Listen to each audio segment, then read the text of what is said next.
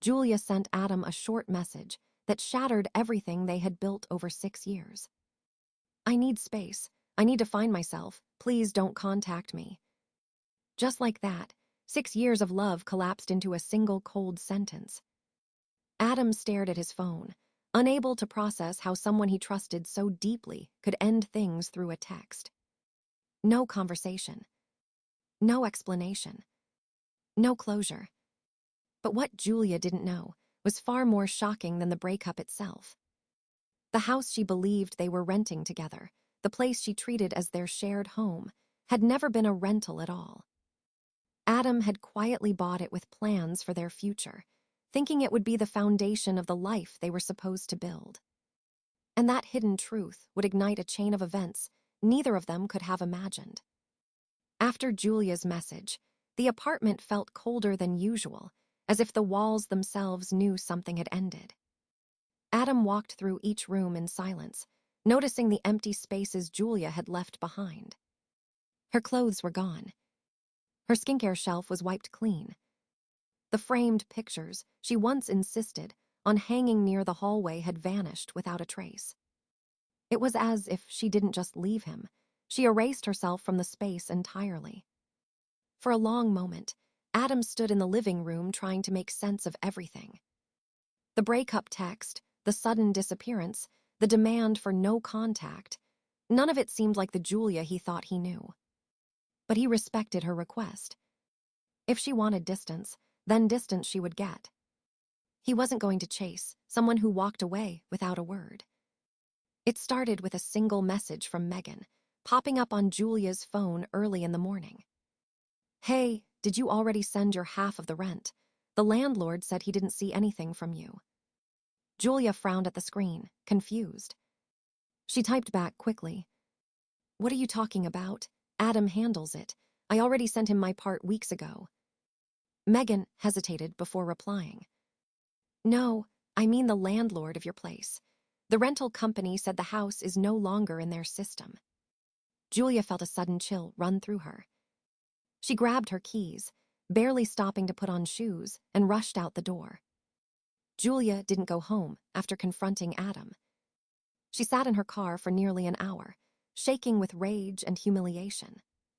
By the time she opened her phone, she already had a plan forming, one fueled entirely by wounded pride. The first thing she did was message her closest friends, painting the situation as dramatically as possible. Within minutes, her group chat lit up with sympathy. "He kicked you out. He sold the house behind your back." What the hell, Julia? She didn't correct them. She didn't explain the parts that made her look irresponsible or impulsive. She only added more details that made Adam sound cruel. And soon enough, her circle was encouraging her to fight back. Julia barely slept that night.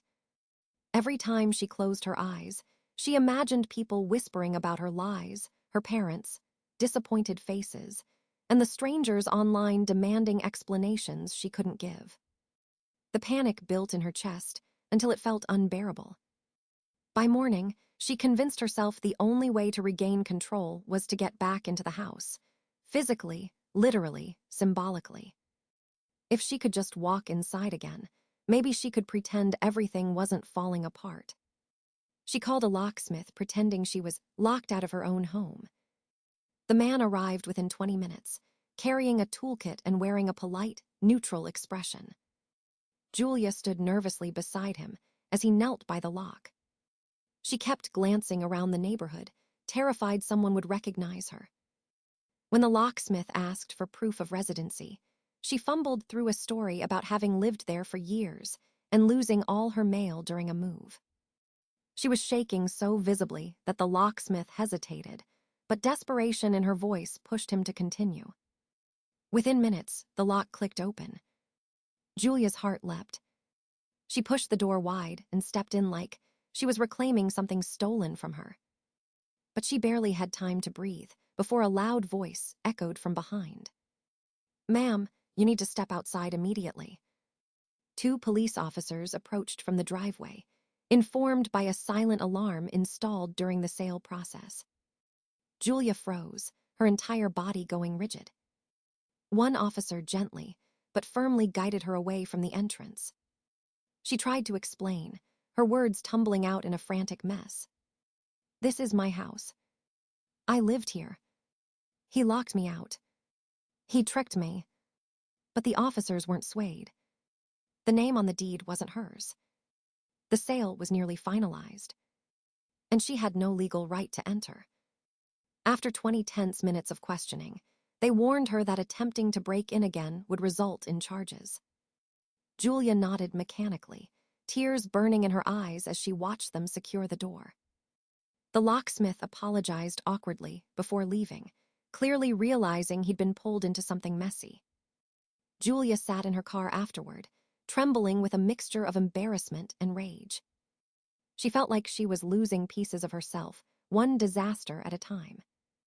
That night, she made her next reckless decision. She opened a GoFundMe page. The caption read, "I was wrongfully evicted and have nowhere to go. Anything helps." She uploaded a sad-looking selfie and crafted a story that painted her as the victim of emotional and financial abuse. Within hours, donations trickled in $5, $10, even $50 from sympathetic strangers. But the relief was short-lived. Someone recognized her from her earlier posts and exposed the inconsistencies in her story. Screenshots spread through comments. People began asking why her abusive ex somehow had full legal ownership of the house. Others pointed out her smiling vacation photos from just weeks earlier. The tone shifted quickly from sympathy to suspicion. The GoFundMe page became a battlefield of accusations. Eventually, the platform flagged the campaign for potential fraud and shut it down entirely. Julia felt the humiliation like a punch to the gut. Her friends started distancing themselves quietly, no longer reposting her messages or offering support. The online outrage that once worked in her favor now turned against her. Her attempts to salvage her image were only making things worse. By the end of the week, Julia was left with no house, no fundraiser, and no solid plan. Every choice she made seemed to collapse beneath her feet. And she couldn't shake the sinking feeling that the worst consequences had yet to come. Julia woke up the next morning with a single thought pounding in her head. She needed to regain control of the narrative. Her online post had backfired. The GoFundMe had collapsed. The attempt to re-enter the house had turned into a humiliating spectacle. Every mistake she made seemed to push her further into a corner, and she felt the walls closing in. So she latched onto another idea, one that would make her look like a victim in a more official, undeniable way. Julia called a lawyer who specialized in family and property disputes. She spoke quickly, her voice full of rehearsed emotion. She claimed she had lived with Adam for years, that they had operated as a common-law marriage, and that she had contributed financially to the home. The lawyer listened politely, taking notes, but the more questions he asked, the more her story began to unravel. Did she have proof of joint assets? No. Did she ever appear on a lease or mortgage? No. Did she have documentation of shared financial responsibilities beyond sending him money she called rent? No. After a long silence, the lawyer explained gently that without evidence, her case would go nowhere. At best, she might waste time. At worst, she could face consequences for making claims she couldn't back up. Julia tried to keep her composure, insisting that she and Adam had lived like spouses, but the lawyer only sighed. "Living together isn't the same as legal cohabitation," he said. "And from what you've told me, you voluntarily left the home." Julia ended the call with a tight smile, but the moment the line went dead, her facade crumbled. She spent the afternoon packing in her room, searching for a new angle. Every plan she brainstormed fell apart as soon as she pictured Adam calmly countering it with facts. He never shouted. He never reacted. He never gave her anything she could use against him. That restraint made her feel powerless, and she hated the feeling. By evening, She crafted what she believed was her most powerful move yet. She messaged Adam with a trembling, dramatic line. "We need to talk. I'm pregnant." She waited for a reaction, picturing him panicking, imagining him begging to meet. But instead, the typing bubble appeared only for a moment before a short reply came through. "Julia, that's impossible." Her stomach dropped. She fired back instantly, accusing him of being heartless. Adam responded with a single attachment, a medical document. It was a certification from 2 years earlier confirming he had undergone a vasectomy. Julia stared at the screen in horror. She felt heat rush to her face, her ears, her chest. Her breathing quickened. She typed out a dozen explanations, excuses, accusations, but deleted each one before sending. Nothing sounded believable. Nothing sounded salvageable. She finally wrote, "I don't understand," but Adam didn't reply. Minutes later, Megan messaged her. "I heard what you told Peep. Julia, is that true?" Julia didn't answer. Her silence was enough of an answer. Megan sent one final message. "I can't be part of this anymore." And just like that, one of her last allies was gone. Julia sat alone on her bed, her phone heavy in her hand. Her lies had caught up with her faster than she expected. The more she tried to twist reality, the more it snapped back at her. Every attempt to regain control only pushed people further away. Her reputation was slipping. Her friendships were crumbling. Her story was falling apart piece by piece. And for the first time, Julia finally understood that she was running out of ways to manipulate the situation. The consequences she had avoided for so long were finally beginning to close in around her. Julia spent the next week in a fog that felt heavy and impossible to shake. The lies she had spun so confidently were now unraveling faster than she could patch them together. Every morning, she woke with the same pit in her stomach, the same dread about checking her phone.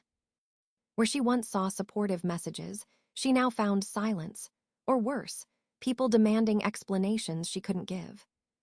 The world she built on embellishments, assumptions, and emotional theatrics was collapsing in slow motion. Her parents, once fiercely protective of her, had grown distant. They no longer defended her blindly. They asked questions she didn't want to answer. Her mother wanted to know why she had said she was contributing to a mortgage that didn't exist.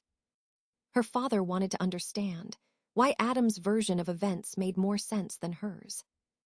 Julia snapped at them at first, insisting they didn't understand, insisting she was the real victim. But even she didn't believe her own words anymore. Eventually, they stopped pushing and simply told her to come home for a while. She arrived with 2 suitcases and the sinking realization that this wasn't temporary. Her friends followed the same pattern. The ones who had rallied behind her in the beginning no longer reached out. Some muted her online. Some unfollowed quietly. Others confronted her more directly, asking why her stories kept changing. She responded defensively at first, then angrily, then with silence when she realized nothing she said could fix their doubts. By the end of the week, only a couple of acquaintances still interacted with her, out of politeness, not loyalty. Meanwhile, Adam's life was moving forward with a steadiness that infuriated her. He didn't retaliate. He didn't post anything online. He didn't even engage with the rumors swirling around him. Instead, he finalized the sale of the house, signed the last of the paperwork, and handed over the keys to the new owners. It was done. The chapter with Julia was officially closed. He packed up the last few remaining boxes and moved into a new apartment closer to work. His coworkers welcomed him back warmly, relieved to see him returning to normal after the chaos Julia had stirred. He even began seeing someone new, a gentle, grounded woman named Emily who met him through mutual friends. There was no drama, no tension, no emotional landmines. It felt easy in a way he hadn't experienced for years. Not exciting or turbulent, just peaceful. And peace was something he realized he desperately needed. One weekend, Adam opened the small envelope containing the money Julia had sent him over the years. He had never spent it. He'd kept it untouched, originally planning to surprise her one day by showing her he never needed it. But now, holding the envelope, he realized it no longer represented a promise for the future. It represented closure. So he drove to a local shelter for people experiencing homelessness and donated the entire amount anonymously. The coordinator thanked him, saying the funds would help several families with food and temporary housing. Adam nodded, feeling a quiet sense of relief settle over him. Julia heard about the donation through a mutual friend.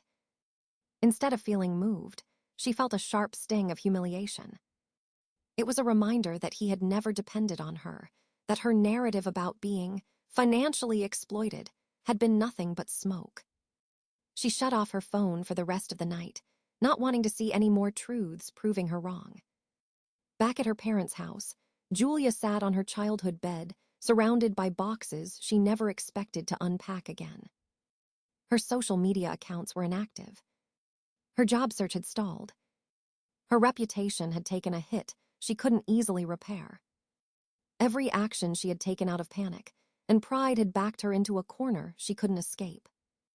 Adam, meanwhile, felt lighter every day. His world was no longer defined by emotional instability or walking on eggshells. He was rebuilding quietly, privately, without spectacle. And somewhere between a late Sunday breakfast with Emily and an evening walk through his new neighborhood, he realized something simple but powerful. Letting go had been the best decision he ever made. Julia spent a long evening sitting alone by her bedroom window, watching the lights from neighboring houses flicker like distant reminders of lives continuing without her. She finally understood that the damage she caused could not be undone with apologies or explanations. The story she had tried so desperately to control had slipped from her hands, leaving her to face the quiet truth of her own actions. Adam, on the other hand, moved forward with a clarity he once thought impossible. He no longer replayed old arguments in his mind or questioned whether he could have fixed things.